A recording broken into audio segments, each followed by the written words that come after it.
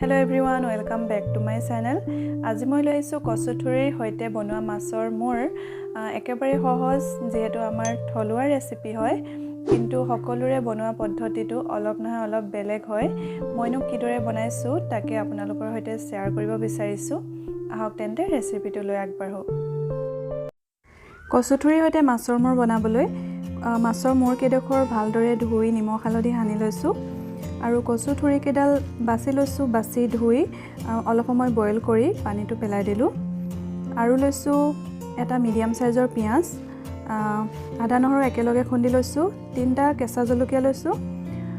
দুখিলা তেজপাত আৰু কণ বিলাহী নাথাকিলে ডাঙৰ বিলাহীও দিব পাৰে এতিয়া বিলাহী কেটা মই কাটি লৈছো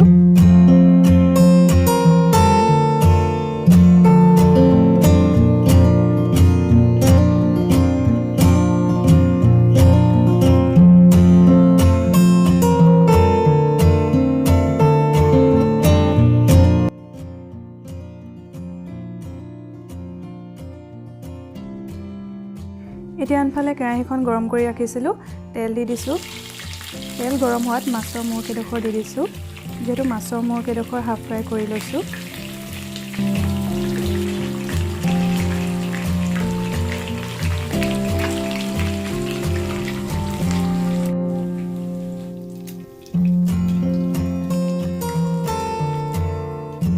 মাছৰ মোৰ কেডখৰ ফ্ৰাই কৰা হৈ গ'ল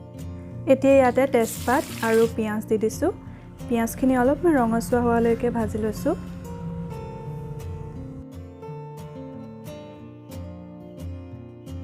এতিয়া ইয়াতে আদা নহৰু আৰু কেঁচা জলকীয়া দি দিছো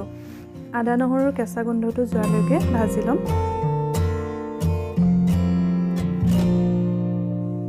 এতিয়া ইয়াতে কাটি ৰখা বিলাহীখিনি দি দিছো বিলাহী মই গুটিখিনি উলিয়াই লৈছিলো প্ৰয়োজন অনুসৰি নিমখ দিছো আৰু হালধি দিছো ইয়াত আৰু বেলেগ একো মছলা নিদু এতিয়া আটাইখিনি ভালদৰে আকৌ লৰাই দিছো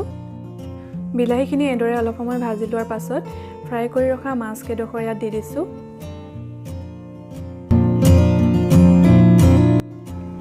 এতিয়া আটাইখিনি আকৌ ভালদৰে লৰাই দিছো মাছৰ মোৰ কেডখৰ ভাঙি দিছো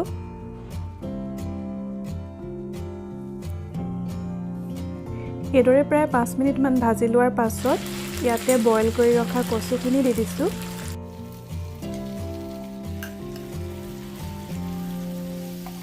আকৌ ভালদৰে আটাইখিনি লৰাই দিছো এইখিনি লৰোৱা হৈ গ'ল এতিয়া ঢাকন দি দিছো ঢাকন দি অলপ সময় ৰাখি দিম তাৰ পাছত আকৌ এবাৰ লৰাই অলপমান পানী দি দিছো ইয়াতে পানীৰ পৰিমাণটো বেছি দিয়া নাই পানী দি আকৌ অকনমান লৰাই দিছো তাৰ পিছত ঢাকনখন দি দিছো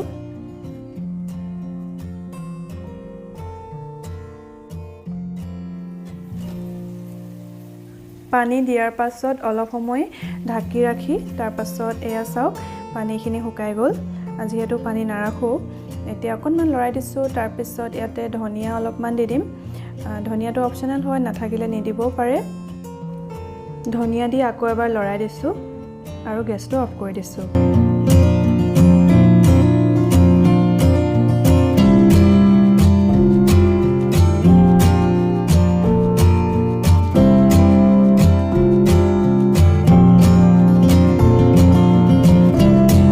এইটোৱে আছিল আজিৰ কচুথুৰিৰ হৈতে বনোৱা মাছৰ মুৰৰ ৰেচিপি যদিহে আপোনালোকে ৰেচিপিটো চাই ভাল পালে তেন্তে ভিডিওটো এটা লাইক কৰি দিব আৰু লগতে চেনেলটো সাবস্ক্ৰাইব কৰি সাইডত থকা বেল আইকনটো প্ৰেছ কৰি ৰাখিব